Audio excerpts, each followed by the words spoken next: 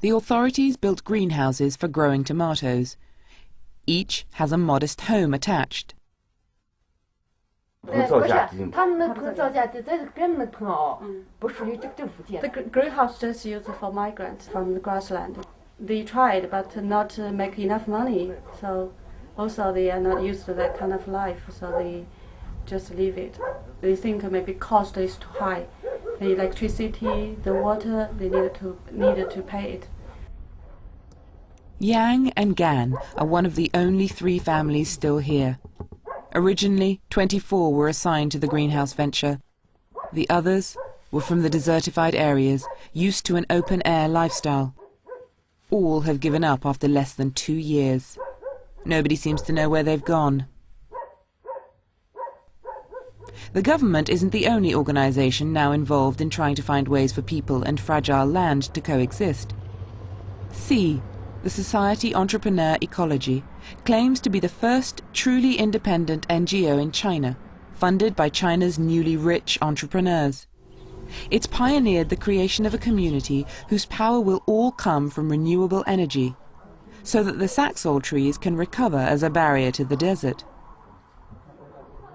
If little else, the steppe is rich in sun and wind resources.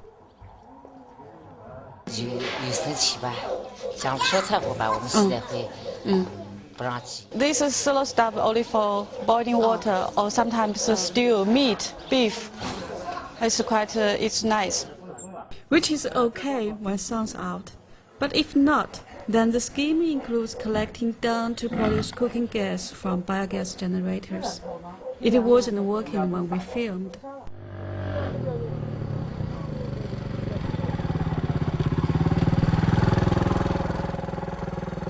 Bali calls a meeting, together with the SEA organiser. The problem here is that biogas, the crucial alternative to cutting down Saxol trees, isn't popular with farmers. Jean from SEA is trying to convince them. One problem is why not use biogas?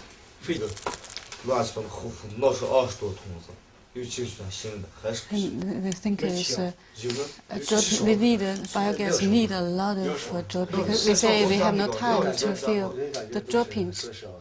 Guys say they're too busy. And say biogas, it works, but it does not work well. It only can cooking for 2 people. If more, cannot afford it. Not enough energy for cooking. Bali's tried biogas, but can't face the job of scavenging the steppe, collecting widely scattered animal droppings. Not used now, because they're busy, no time to fill animal dropping. And anyway, why would farmers want to be gas engineers? But then, how are you going to stop farmers cutting down Saxon trees?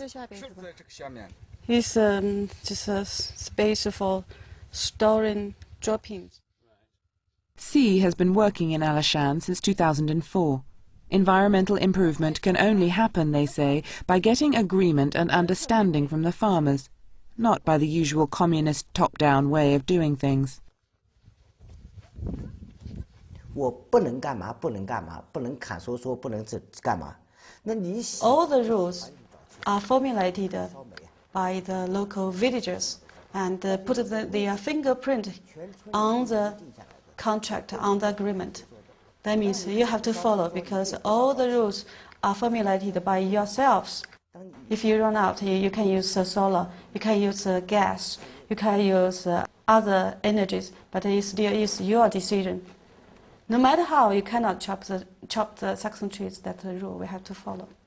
Despite SEA's protestations of there being community involvement and thumbprints on binding contracts, the problem has to do with giving a real say-so to the farmers.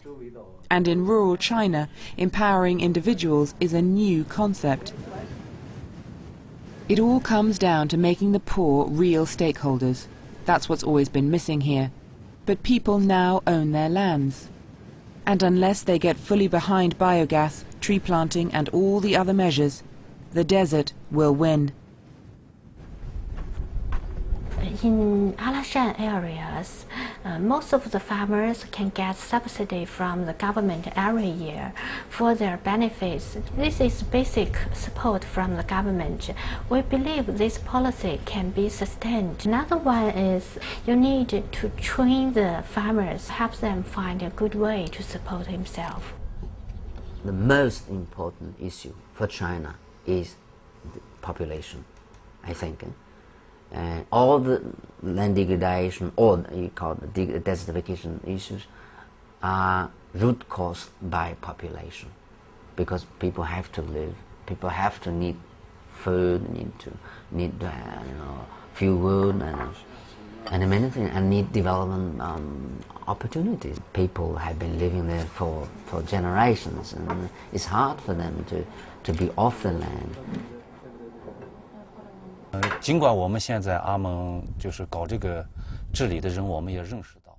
Gradually, they already realize that is not a good way to improve people's living standard, because that kind of exploitation land destroy the whole ecological system. What we can do now is just lock the border of the desert and not to let it expand.